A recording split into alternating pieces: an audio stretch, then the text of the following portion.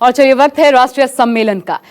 और इस वक्त जब हम संक्रमण काल में हैं, संकट काल में हैं, सबसे ज्यादा चिंता जिन लोगों को है, प्रधानमंत्री जब राष्ट्र के नाम संदेश देते हैं, जिनका जिक्र करते हैं, वो है हमारे मजदूर, हमारे श्रमिक भाई, वो गरीब जो 2 जून की रोटी का मोहताज हो गया है।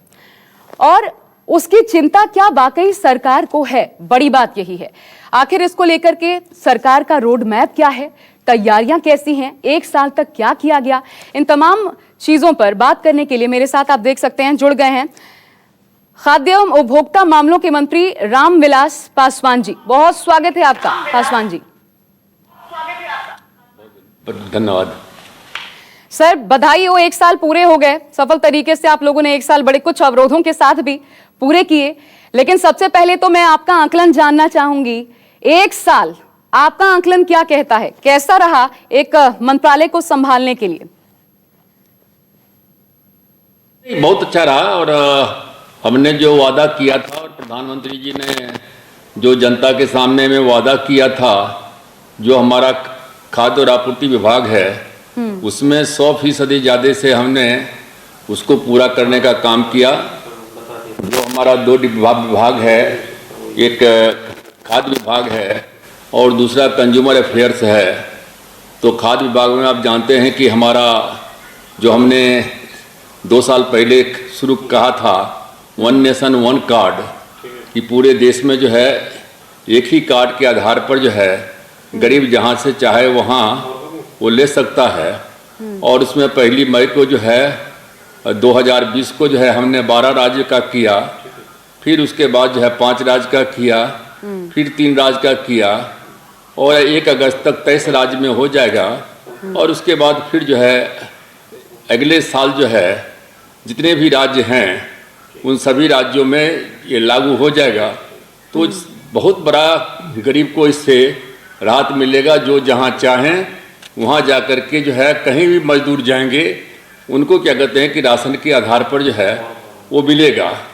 इसके बाद क्या कहते हैं कि जो हमारा कंज्यूमर डिपार्टमेंट है, उपभोक्ता मंत्रालय है, उस उपभोक्ता मंत्रालय में हमने जो हमारा लक्ष्य था उसको भी हमने पूरा करने का काम किया। और आपको मालूम है कि जो उपभोक्ता संरक्षण अधिनियम है, कंज्यूमर प्रोटेक्शन एक्ट है, उसको हमने जो है सरकार बनने के बाद जो है उसको हमने पास करने का काम किया। और उसके कारण से जो हमारे उपभोक्ता हैं उनको काफ़ी उसमें जो है राहत मिली है और भी आगे मिलने का काम होगा।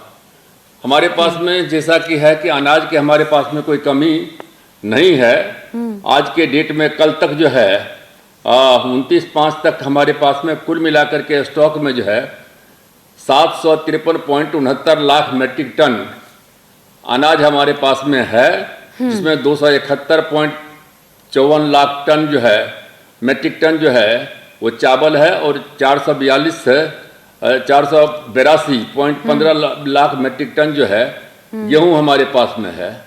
और हमको जो है प्रत्येक महीना जो है 55 लाख मेट्रिक टन की आवश्यकता होती है। तो उस दृष्टिकोण से आप देखेंगे तो हमारे पास में जो है 1.5 साल के लिए तो कोई कमी है नहीं। फिर बम्पर फसल हमारा हुआ है तो हमारे पास में अनाज की कोई कमी नहीं है। इस बीच में प्रधानमंत्री जी ने बहुत महत्वपूर्ण निर्णय लिए। एक तो है कि जो हमारा फूड सिक्योरिटी एक्ट लागू हुआ, 6 साल से हमारी सरकार है, हमने उसमें 1 नया पैसा का भी जो है बढ़ोतरी नहीं किया। 2 रुपये किलो गेहूँ, 3 रुपये किलो चावल, जो हमारे 81 करोड़ जो है लाभार्थी हैं उनको हम उस रेट पर दे रहे हैं। और जो अंत्योदय वाले लोग हैं उनको 35 केजी जो है 35 किलो अनाज हम दे रहे हैं एक फैमिली के ऊपर में।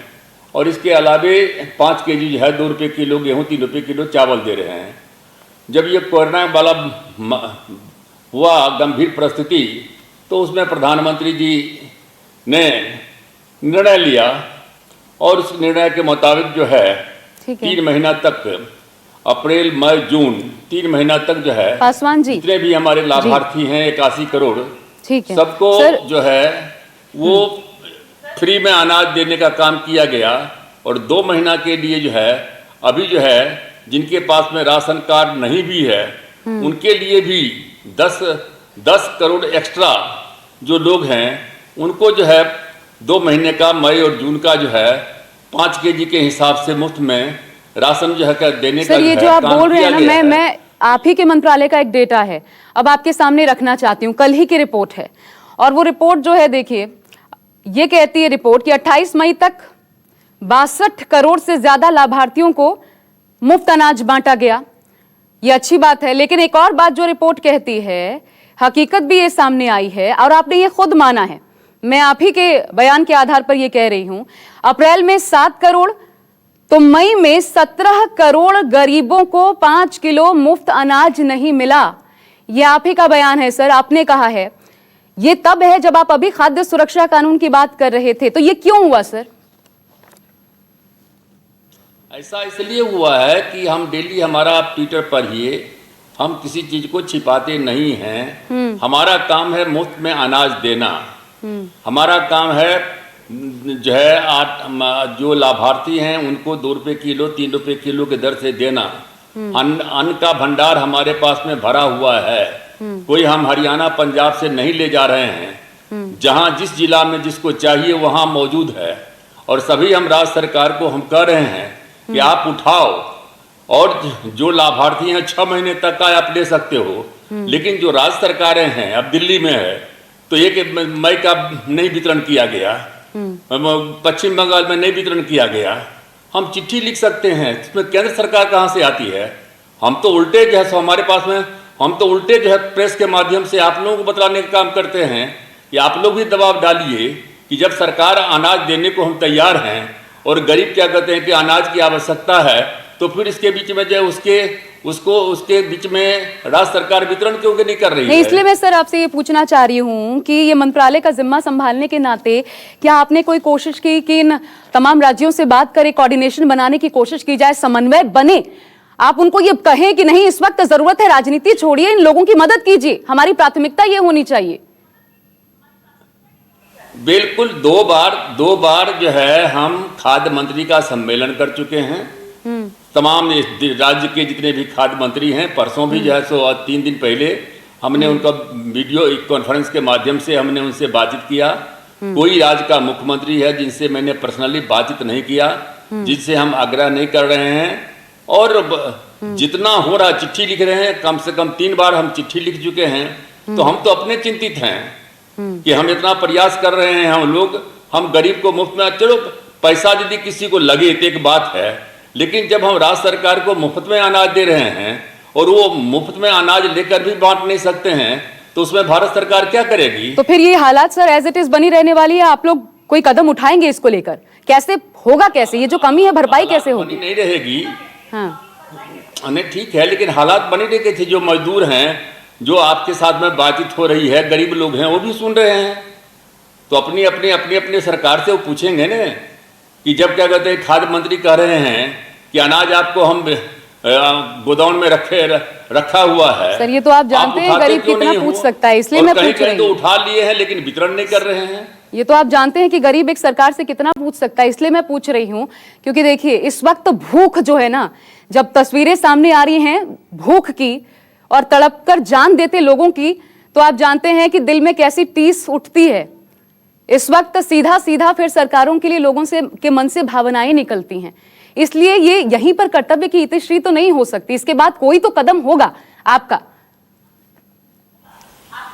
नहीं कदम देखिए, मैं तो आप लोग तो यहाँ हैं, मैं तो उस परिवार से आया हूँ जिसने हमने देखा है भूख क्या होती है, गरीबी क्या होती है।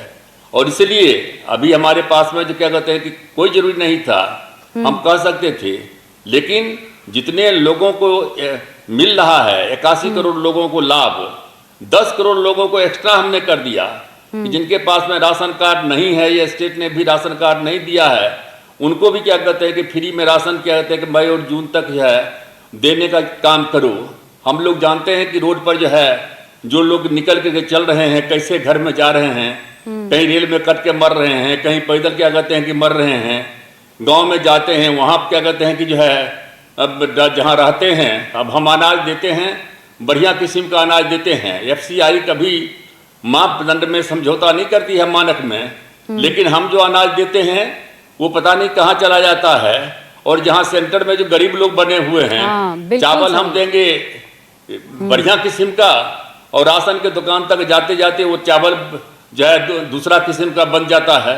तो इसलिए मैंने कहा कि जो कानून फूड सिक्योरिटी एक्ट जो बना था 2013 में, यूपीए की सरकार थी, उस समय में इस पर बहुत चर्चा चली थी कि भारत सरकार जब 27 रुपये किलो गेहूँ, 33 रुपये किलो चावल हम खरीदते हैं, तो हम जो है लोगों को 2 रुपये किलो देंगे, 3 रुपये किलो देंगे, तो सेंट्रल गवर्नमेंट का मॉनिटरिंग का जो है नियंत्रण रहना चाहिए।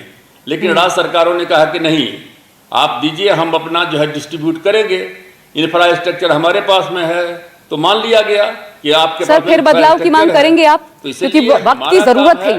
राशन देना उनका काम है, उनका काम है ठीक से डिस्ट्रीब्यूट करना। दोनों तो गरीब है, तो गरीब क्या कहते हैं कि राज्य सरकार की जवाबदेही नहीं बनती है क्या कि गरीब को कैसे जो है, बिल्कुल सही। जिस लोग पैदल चल रहे हैं, जिस राज्य में चल रहे हैं, होम मिनिस्टर ने शुरू में ही जो है सर्कुलर जारी किया कि आपस में बातचीत करके बस से हो, जैसे भी हो, आप उनको क्या कहते हैं कि ले जा सकते हो। सर मैं कुछ और लोगों की बात करना चाहूंगी, वो है अनरजिस्टर्ड लोग। आप ये जानते हैं कि जो गरीब है, जो रजिस्टर है, जिसके बारे में पता है ग्राम प्रधान को, चलिए उनकी तो ठीक, लेकिन वो आदमी जो कि सड़क पर सोता है, जिसके पास छत नहीं है, ना उसके पास कोई ग्राम प्रधान है, ऐसे अनरजिस्टर्ड लोगों के लिए, क्योंकि आप खाद्य सुरक्षा की जिम्मेदारी निभाते हैं, उनके लिए आपका क्या प्लान है? इनको भी रजिस्टर कराया जाएगा? कैसे इसको लेकर मूव ऑन करेगी आपकी सरकार? 8 करोड़ लोगों को जो हमने दिया है, जैसे बिहार में है, तो बिहार में 7 करोड़ 71 लाख क्या कहते हैं कि जो लोग हैं, उनको 2 रुपये किलो गेहूं, 3 रुपये किलो चावल दे रहे हैं। 2 महीना 3 महीना का फ्री दिया गया। उसके अलावे जो है जो 86 लाख लोग, तो हर राज्य में 10% एक्स्ट्रा जो है हम दे दिया प्रधानमंत्री जी का जो अभी योजना चली है। और उसमें हमने कहा किसी को जो है आपको क्या कहते हैं लिस्ट देने की जरूरत नहीं है। जो लोग, जैसा कि आपने कहा, अनरजिस्टर्ड लोग हैं, गरीब लोग हैं, आप उनके विषय में उनके बीच में बांटिए। ये आपकी जवाबदेही है किसको देंगे। हमारा काम है यही कहना कि आप किसी को भूखा नहीं रहने दें। और लिस्ट बाद में हमको दीजिए, 15 जुलाई तक लिस्ट दीजिए। मैं एक सवाल आपसे पूछना चाहती हूँ, ठीक है सर, ये इस पर आपका रोड मैप समझ आ जाता है, लेकिन मैं एक सवाल आपसे पूछना चाहती हूँ, माफी चाहूंगी कि आपको रोक रही हूँ क्योंकि वक्त की भी नजाकत होती है। आप खगड़िया से आते हैं, मिथिलांचल का ये वो क्षेत्र है जहां से बहुत बड़ी तादाद आती है श्रमिकों की, जो कि पलायन कर गए, कहीं गए, अब वापस लौट रहे हैं। और आप जानते हैं यहां पर बाढ़ की भी समस्या है, यहां पर सुखाड़ की भी समस्या है। आखिर क्यों 5 से 6 दशकों से रामविलास पासवान, जो कि फर्श से अर्श तक पहुंचा, एक ऐसा शख्सियत, बड़ा नाम कमाया, क्यों खगड़िया को पीछे भूल आए रामविलास पासवान? और अगर भूल आए हैं तो जब हम जिक्र कर रहे हैं, तो क्या उन लौटे श्रमिकों के लिए आपके पास कोई सुझाव, कोई तैयारी, कोई आगे की प्लानिंग है?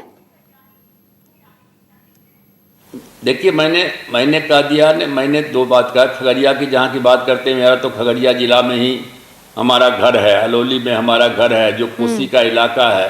हमारा अपना जो गांव है शहर बन्नी, वो चारों तरफ जो है बाढ़ से क्या कहते हैं घिरा रहता है। हमने कोशिश किया है कि हम जिस भी मंत्रालय में गए हैं, रेलवे में गए, जो वहाँ गरीब लोग थे, 87,000 कैजुअल लेबर, उनको परमानेंट कर दिया। जो गरीब लोग कुली थे उनको हमने जो है पास दिया, गर्म कपड़ा देने काम किया। संचार मंत्री बने, ये मोबाइल ला करके सबके हाथ में थमा दिया। आज हम खाद्य मंत्री हैं।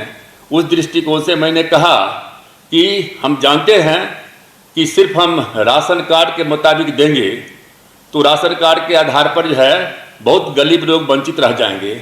और इसलिए हमने कहा कि इसके अलावे आपको जो है हम देते हैं, इसके अलावे अनाज आप बांटो, और यदि उसके बाद मजदूर ही रह गया, मजदूर ही रह गया। जो है एफसी, देखिए हमारे पास में जो फूड डिपार्टमेंट है, इतना बड़ा हमारे पास में इंफ्रास्ट्रक्चर तो नहीं है ना। इंफ्रास्ट्रक्चर तो स्टेट गवर्नमेंट के पास नहीं है। 5-6 दशक में ऐसा कौन सा मंत्रालय है जो रामविलास पासवान ने नहीं संभाला? बड़ी बात तो यही है सर, 5-6 दशक में आपने क्या नहीं संभाला और तब? लेकिन हमको इस बात का खुशी है कि देखिए, मैं 1969 में एमएलए बना था। 51 साल क्या कहते हैं कि हो गया। 51 साल में कोई हमारे ऊपर में एक नया पैसा का भ्रष्टाचार का आरोप नहीं लगा सकता है।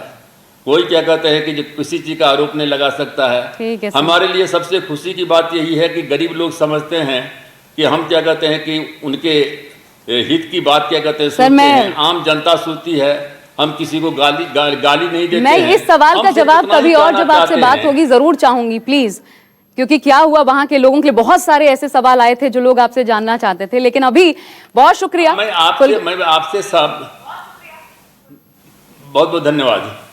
चलिए सर, बहुत शुक्रिया आपका हमारे साथ जुड़ने के लिए। तो ये थे खाद्य उपभोक्ता मंत्री रामविलास पासवान राष्ट्रीय सम्मेलन में, और लगातार आपके सामने बड़े चेहरे होते रहेंगे उपस्थित सरकार के 1 साल का लेखा जोखा लेकर। देखते रहिए न्यूज़ 24।